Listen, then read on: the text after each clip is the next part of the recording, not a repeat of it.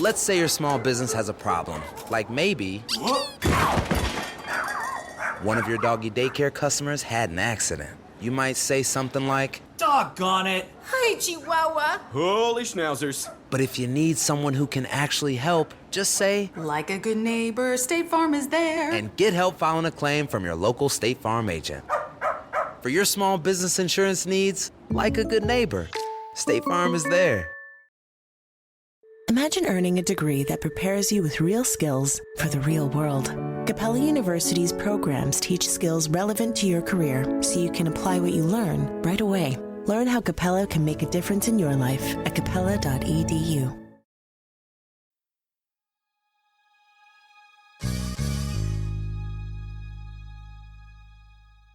Steve Forbes is probably the world's expert on billionaires. Every year for the past 6,000 years or so, Forbes magazine publishes their Forbes 400, which is the 400 richest people on the planet. I don't actually always agree with the list, which I tell Steve. Like, I think sometimes they're missing information. He disagrees with me, but he always has very interesting insights into what makes up a billionaire. This is obviously something I'm fascinated with because I wrote the book, Think Like a Billionaire. We have a great conversation. Here it is. This isn't your average business podcast, and he's not your average host. This is the James Altucher Show.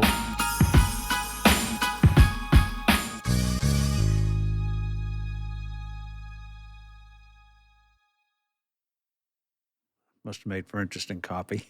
Well, oh yeah, that was a great podcast with Ken Langone. And now I have Steve Forbes, editor-in-chief of Forbes magazine, and of course, your family started Forbes magazine, which is my favorite magazine in the finance business. But like everybody else, I'm so excited every year when the billionaires list comes out.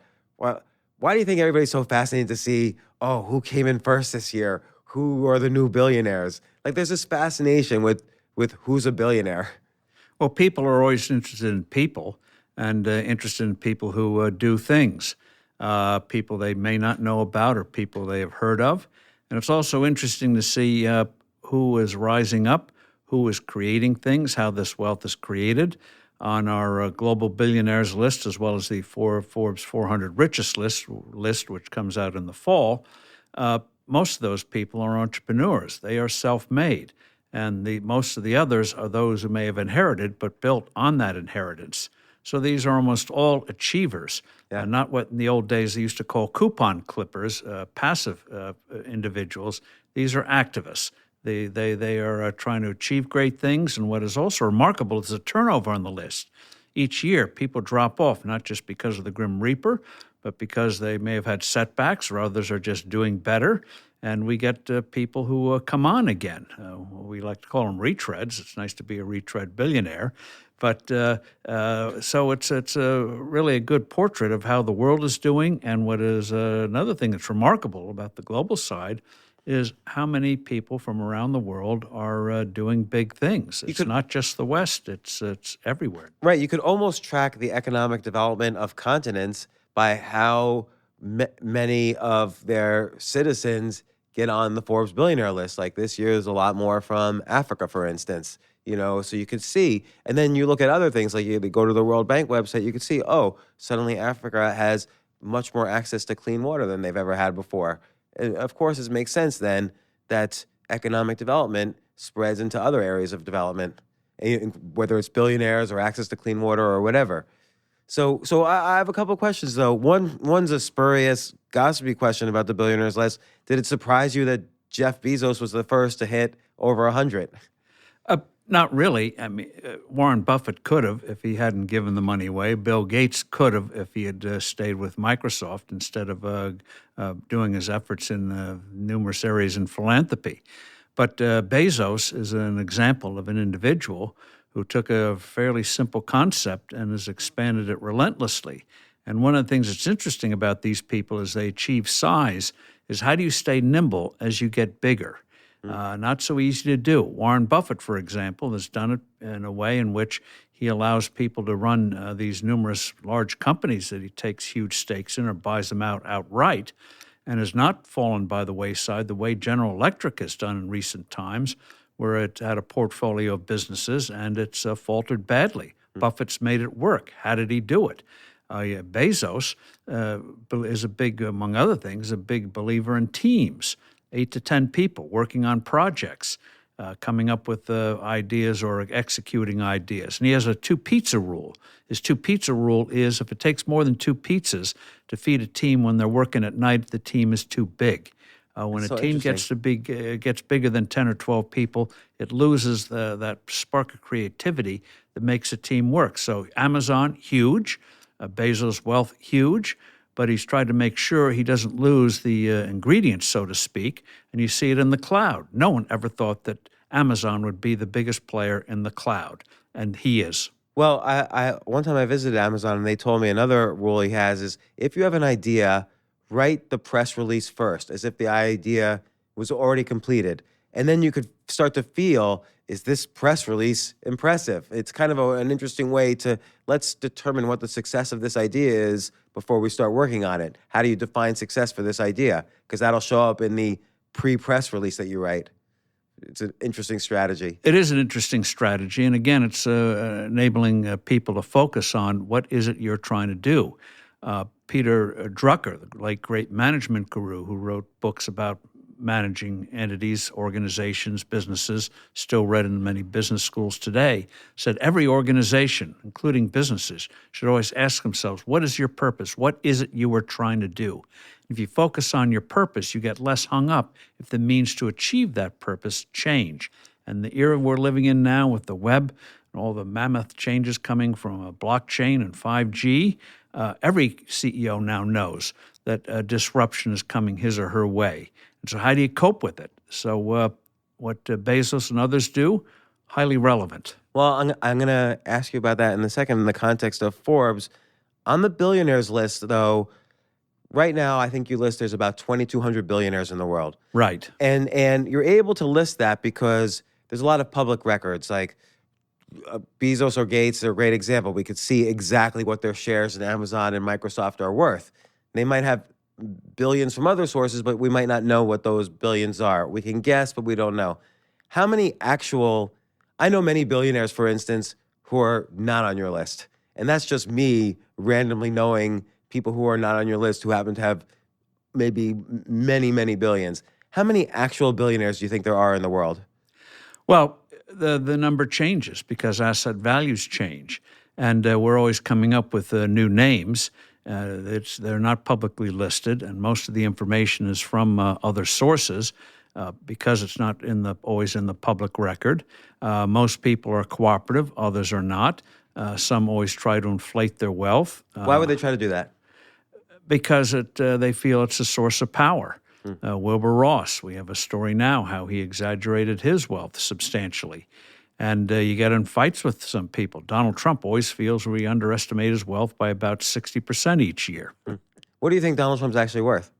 I think you have him as $9 billion right now, right? Or I don't know. No, we have him a little over 3. We have him between 3 to 4 billion, sizable by anybody's standards. Maybe he claims 9 billion. He says, "Oh no, my brand is worth 9 or 10 billion." We always take the position that a brand we don't monetize or give value to a brand unless you've monetized it. Right. So Oprah, yes, their name is extremely valuable, but unless she's monetized it, which she has in a number of areas. And she has shares of CBS worth X. We want to see, okay, how you've turned that into money. It's like having a chicken and saying, well, that's a dozen eggs. No, the chicken's got to lay the eggs before we count the eggs. Right. So yeah, but like I didn't mean to say your list is not accurate. I just think there's probably many always people. Yes, it's a big world out there, and so we're always constantly trying to dig and find. Most people don't volunteer because they don't want to have more light shown on them than already Right, you don't want to be is. a target. Not a target of bad people, but a target of tax collectors and fundraisers. Every development office in the world gets our billionaires issue and the Forbes 400 issue. It's the first thing they look to. What prospects can we find now? Yeah. And in China, years ago, the Chinese government, when we came out with our list of the richest 100 Chinese, said everyone will be subject to a tax examination. So sometimes the attention is not wanted. But if you have names, we'll be glad to take them and check them out to see if we can find the sources that they're billionaires. We'd love to have them. But let's just guess. Let's say instead of 2,000 billionaires, I would say there's probably more like 10,000 billionaires in the world. Well, does that seem wildly off or reasonable or? I think we have people, sources in most countries around the world. So I think if there was somebody very, very wealthy that we haven't heard of, I don't think it would number 8,000. Mm-hmm. And a lot of people, some people may think they're worth more than they actually are. In their own minds, this is a priceless thing, but in the marketplace, it may not. Right. And the market is always changing. Market is consumer preferences. What works or what doesn't work. So you see it when, especially startups and new drugs are going through the various trials at the FDA. They can be worth billions one day and nothing the next day. Right. You come up with a new way of making a product. The old machinery may still work, but it doesn't have the value that it did before the better new ways came along. You saw it most dramatically in my business, in the print business, where the web threw out just about everything we thought we had learned in the past 150 years. And so what Joseph Schumpeter called creative destruction, everyone loves the creative part, but the destruction is there, destroying old capital, destroying capital. You take the New York Times. They bought the Boston Globe decades ago for over $1 billion. Sold that and a handful of other Massachusetts papers a few years ago for, what, $50 million? Depending on whose numbers you look at. Number 6 on your list, Carlos Slim. And had so it was $1 billion of capital destroyed by the advent of new technology. So you always have this changing. It's not a stable environment. So let's say there's 2,000 billionaires, the guys on your list, the men and women on your list, and there's 38 million millionaires in the world, which is, of course, a great achievement. This is not detracting from them.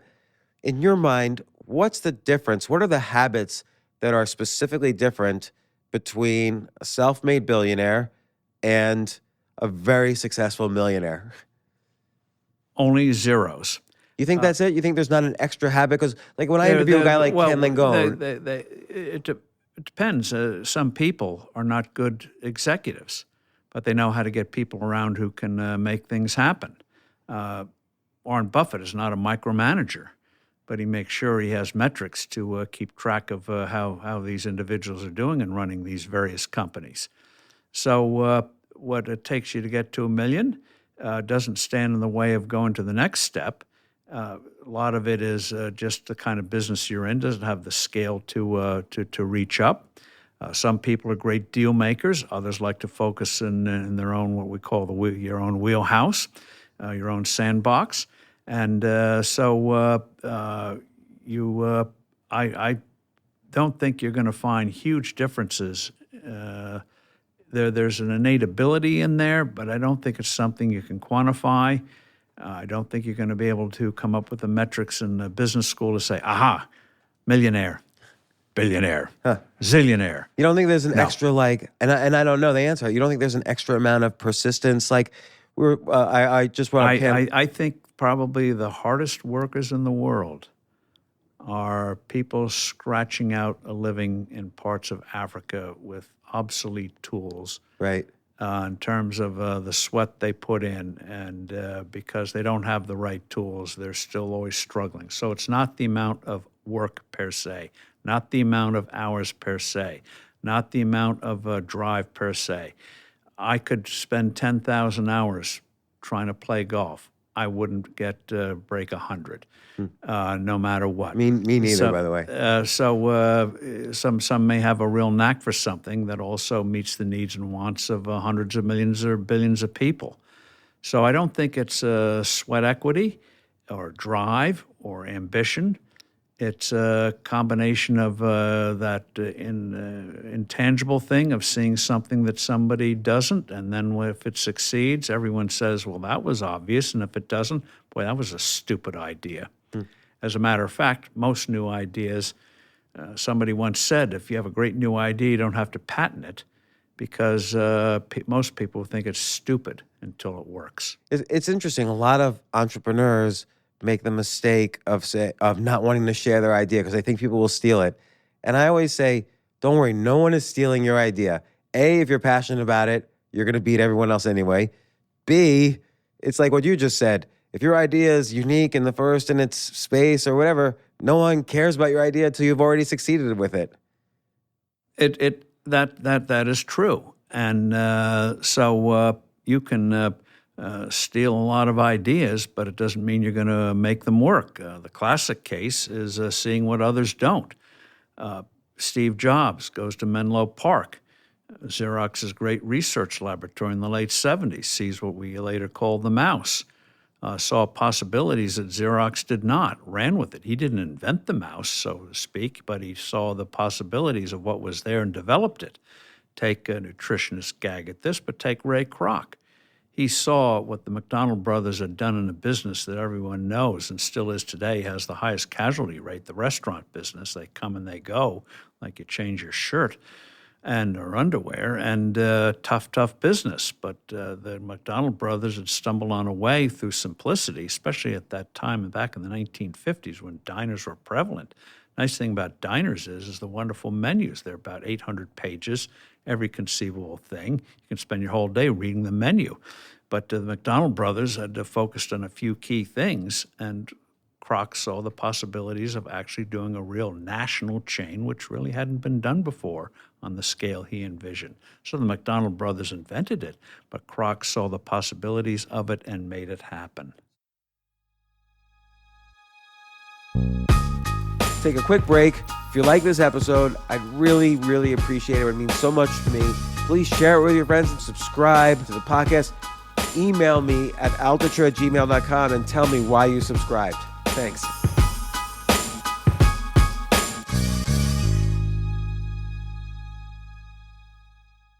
I have to say, Airbnb has changed my life.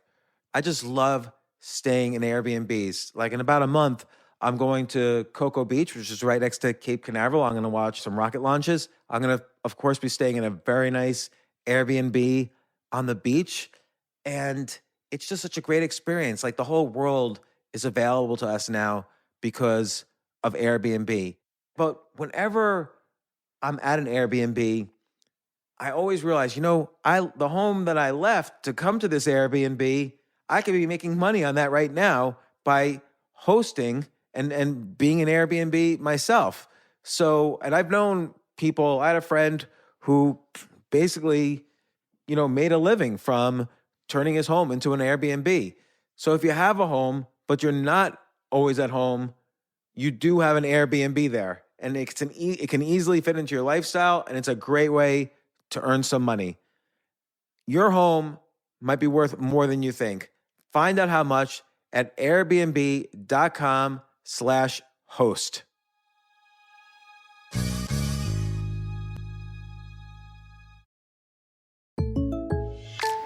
If your small business is booming, you might say, Cha-ching! but you should say, Like a good neighbor, State Farm is there. and we'll help your growing business. Like a good neighbor, State Farm is there. If you look at the top 10, 20, 30 on your list, a lot of them take older concepts and then kind of maybe combine it with other concepts. Like Ray Kroc takes the idea of the diner, but then thinks to himself, okay, we could almost make this like the assembly line of diners. Like we could take this exact concept and just plant it down everywhere and think huge. And he focused on a couple of popular things, cheeseburgers, hamburgers. I don't know whether they ever served hot dogs at McDonald's. I don't think so. Burger King once did. And soda pop and milkshakes, and focused on that. And people love the simplicity. You didn't have to have 800 items on the menu. And so this ability to see what others don't. You ask yourself, who made the most money from mainframe computers? Wasn't the company that invented the computer during World War II in the 1940s, or IBM, which dominated the field? IBM nearly went bust in the early 90s. The one who made the most money on it was Sam Walton, who recognized in the early 60s, one at the time when Kmart and others were 50, 100, 500 times the size of Walmart, that if he managed inventories using specialized software in a way that the other big boys didn't, he'd beat them at their own game, and he did. He managed inventories and then supply chains in a way that hadn't been done before, and he became the biggest.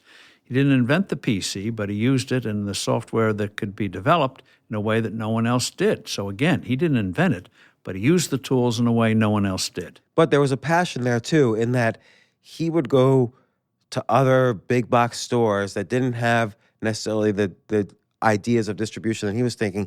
He'd go to, like, I don't know, the woman's lingerie rack and say, "Oh no, it's a little messy here," or "Here's what they're doing right." Like he had an extra passion. He didn't just want to make money. He had an extra passion about big box retail. Most entrepreneurs, most are not out to make money. They like it, and they succeed in part because we have financial markets that can supply the capital to grow. It's nice to have an idea, but if you don't have the means to develop it and continue to improve it and distribute it, you're not going to get very far. So, yes, he had that passion, and he was obsessed with it, which is why oftentimes entrepreneurs may not make the best dinner partners for a conversation or perhaps a spouse or something. They are devoted to something. They're obsessed by it. Ray Kroc, when he was asked, why don't you expand into other kinds of foods or diversify, he would say, can you guarantee that every restroom in our 1,000+ stores, this was back in the 60s, is absolutely spotless clean? Can you guarantee me that right now? No. Then we're not going to leave what we're doing. That's interesting. So Forbes and Forbes.com, I'm going to just pitch you a quick idea. Think about CNBC. Why was CNBC so successful? They early on got in with all the cable companies and got a low channel, so it was easy to find, and they got some good programming and so on. And tell me if you disagree, I feel like now anybody that has traffic to their website can become a Netflix. Anybody can create original visual programming, and the world is moving towards visual programming instead of written, which is how storytelling happened 10,000 years ago with photos, or not with photos, with hieroglyphics on a cave wall. Now Instagram's the most popular social media website. Forbes.com has an enormous amount of traffic. You should produce TV shows. Get on a set-top box. Doesn't matter what your channel is. We're producing video now, and everyone is doing it, and everyone says, well, if Netflix can do it, why can't anyone else? Well, if people are finding out, yes, anyone can write anything online, anyone can take pictures online, but finding the right content, right audience, easier said than done. So our traffic is going up. We're now averaging, according to ComScore, which is much more conservative than some of these other measuring firms, we're over 70 million unique visitors a month. So, we're doing video. We're not going to do Game of Thrones, I don't think, or some of the other series. It's really a golden age for cable in terms of the content, much more than traditional television or even movies. Now it's what you can do with streaming, what you can do on cable, less and less cable in the future. So the means of entertainment is drastically changing, but everyone now is a publisher. Everyone now is a content producer. In more than one medium, like it's not just written. You have to do everything. Because people take information in various ways, and more and more it'll be video. And one of the things that has been phenomenally growing, as you know, is handhelds. Smartphones, whatever you want to call them. If you'd said 25 years ago your grandmother could learn to operate a supercomputer, you'd have said, are you out of your mind? Well, Granny today with a handheld is operating a supercomputer. Right. And the nice thing about those handhelds, you hit it and things happen. You know, it's funny because the phone now is just an app on your phone. That's basically what the traditional phone is. It's just an app on the phone in your pocket. This gets to another thing about these entrepreneurs is if you don't get in the way of free markets, which is another word for free people, people always turn scarcity into abundance. As somebody once said, if you want to see how poor people will live tomorrow, see how rich people live today. because today's luxuries will become tomorrow's commodities. And we see the process time and again, and we don't think anything of it. Handheld, first one. You mentioned voice, telephony, came out of Motorola 36 years ago. All it did was voice. Big as a shoebox, weighed like a brick. First one for Motorola cost $3,995. Even with Apple's increases on the Apple, I don't know, what, Apple 11, maybe it's Apple 21 coming up. They try to jack up the price, and so they have these deals where you lease it for a certain amount and get a certain credit if you turn it in for the next new operation model of it. But anyway, it's nowhere near $3,995. And as you pointed out, voice is almost a sideshow compared to all the other things it does. The only thing that's missing now is hair growing capabilities. We'll put an app to grow your hair, but maybe they'll come up with that in the next model. You make a good point, though, because everybody views inflation just in terms of how much does it cost. But you basically said, okay, instead of having something with just voiced capabilities that's $4,000, you now have a supercomputer that's $1,000. So there's almost no way to really qualify that kind of deflation. And I sort of feel like... Well, this gets to a fundamental point, and that is too many economists confuse price changes because of supply, demand, changes in improvement, productivity with trashing your money, making it either too abundant or too scarce. And if you have a normal free market and the authorities stay out of the way, prices will go down unless you add improvements to them. You see it in Moore's Law. You see it in, if you take a handheld today, it would have cost millions of dollars a few years ago, even if you're assuming you had the technology to make it. So these price indices, like the Consumer Price Index, they seem so precise, 2.25% and blah, blah, blah. They aren't. They are all estimations of changes because people's buying habits change, people's preferences change. What is a luxury today is a must-have tomorrow. Everyone must have. Measuring productivity turns not so easy to do. So, would you say we're experiencing deflation now? No, I think right now you're not experiencing anything. The Fed is somewhat behaving itself, not because it wants to, but because sometimes it stumbles on not doing too much harm. Right. But the fact that something becomes cheaper is not deflation, which economists say, oh, that's bad if you have deflation. No, it's called productivity. Right. So when you see big changes in commodity prices, it's usually because the Fed and the government is messing up. There was no supply-demand reason why in the early 2000s oil went from $20 a barrel to over $100 a barrel. That was simply weakening the dollar.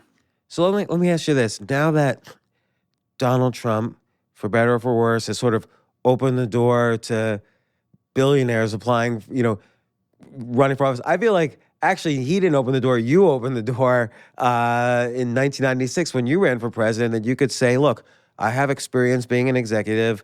I know an enormous amount about economics and economic reality because this is what I've been doing my whole life.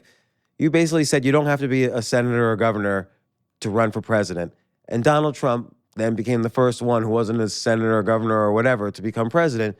Who on your billionaires list now do you think should run for president? Give me a president VP ticket of billionaires that you think would be successful.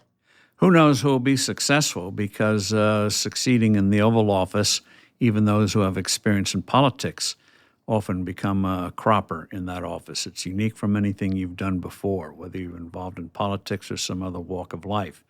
But there are plenty of billionaires who are ready to run in 2020. No surprise, Michael Bloomberg is seriously looking at it. I don't know whether as a Democrat or independent. Howard Schultz of Starbucks, he's left that because he's seriously considering running either as a Democrat or an independent. Perhaps the head of Disney, Robert Iger, is certainly sniffing around about it. Mark Cuban has made noises about it. So there's no shortage of potential candidates, but they all will find that just because a person they may not like very much has done it doesn't mean they're going to have an easy time of doing it. Who would you vote for? I have to see what they stand for. I have my own views on taxes, on healthcare, trade, and the like. And so what are you going to put on the table? I like what Trump has done on deregulation, what he's done on taxes, what he's done in terms of the quality of the people who's proposed for the judiciary. I'm a free trader. Tariff is another word for sales tax. I'm not sure those are the best ways to putting sales taxes on products Americans buy is the best way to deal with the very real trade abuses from some of our trade partners, i.e. Beijing. In the tax bill that's out there that Trump got through, the tax repatriation of dollars for companies that have a lot of cash abroad, that seems to me to be the biggest part of that in terms of if you add that to the economic money multiplier, could be another $1 trillion added to GDP in the next year or two. Do you think that's going to be just this huge mega growth on the economy, or not so much? Or well, it's good to have companies be able to move cash where they think it's going to be most useful, not have to worry about what are the tax consequences. In this country, you don't have, if you want to buy something in New York City, you may have a sales tax, but you don't have to worry about withdrawing your deposit from Chase Bank if you live in New Jersey. So, removing those kind of barriers is a good thing. Some people have estimated companies artificially kept over $2 trillion of cash deposited elsewhere because they didn't want to pay a 35% tax here. So those changes were good. Reducing the corporate business tax from the worst in the world to a little better than average, very good thing to do. Removing, not forcing write-offs, tax write-offs for investments you make, that's a good thing. Instant write-offs, I think, have to make that cleaner in the next tax bill. But so it was a good start. But to me, the key word is start. I want to see more. all right, well, Steve Forbes, head of Forbes magazine, thank you so much for shedding some light on the billionaires list and other aspects. I really appreciate it. Where does Forbes look like 20 years from now? If I knew that, I'd be on the billionaires list because I'd be able to see the world 20 years from now. But the key thing is, on all of those people, it's about meeting the needs and wants of other people. And if you don't do that, you don't succeed. And unless the government's behind you, which is not the way you make progress. Right. Well, thanks again, Steve. Thanks for joining the show.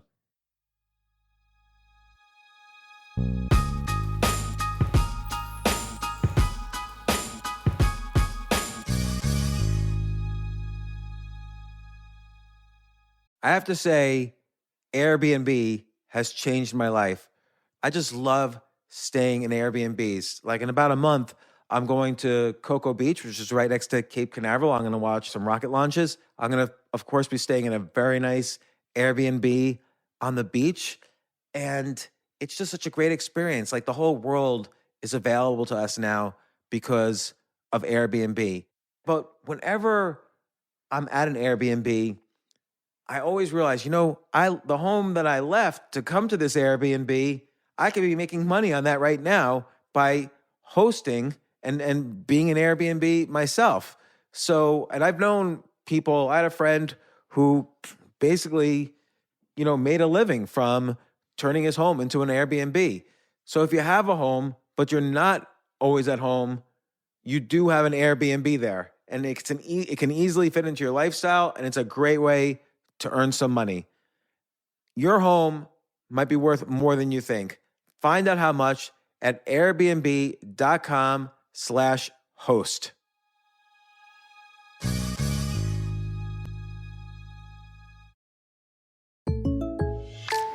If your small business is booming, you might say, Cha-ching! but you should say, Like a good neighbor, State Farm is there. and we'll help your growing business. Like a good neighbor, State Farm is there. So Steve Forbes had a limited amount of time, but we threw out one more idea, which is, I just finished this book, Think Like a Billionaire. We asked him, Steve, can you give just one comment on some of the billionaires whose stories I feature in Think Like a Billionaire? Here's that few-minute segment. Go.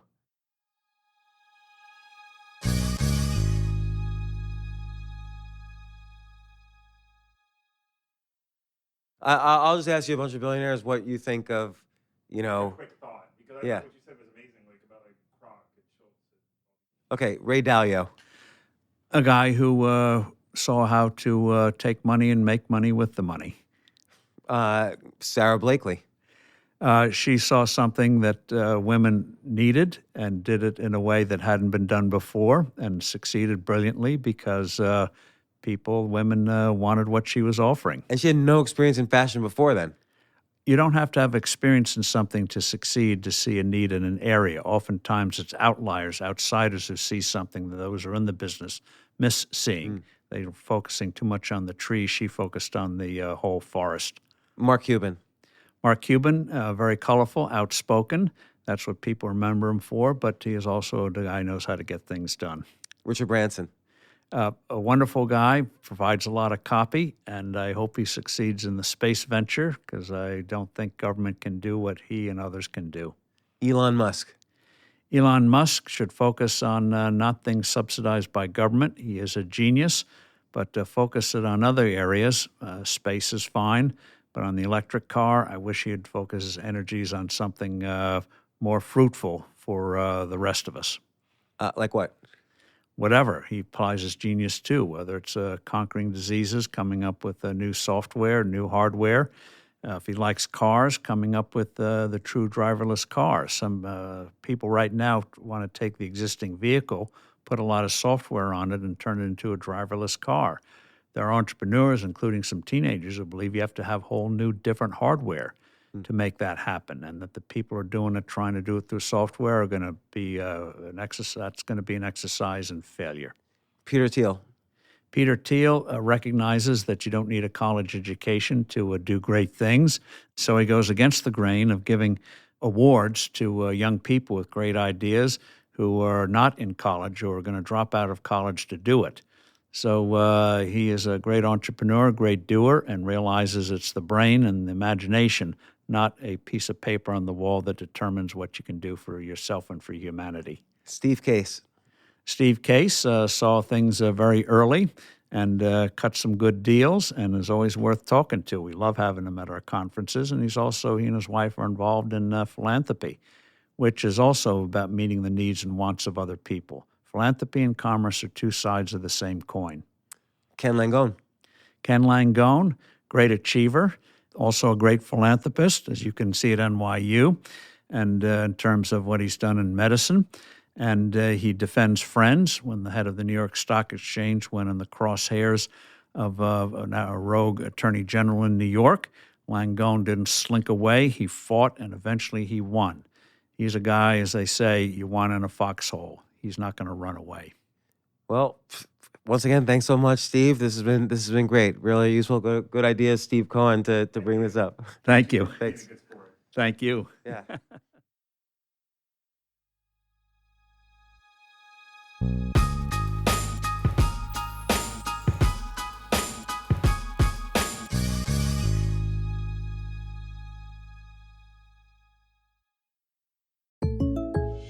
If your small business has a problem, you could say, Ugh, just my luck. but you should say, Like a good neighbor, State Farm is there. and we'll help get you back in business. Like a good neighbor, State Farm is there. Imagine earning a degree that prepares you with real skills for the real world. Capella University's programs teach skills relevant to your career so you can apply what you learn right away. Learn how Capella can make a difference in your life at capella.edu.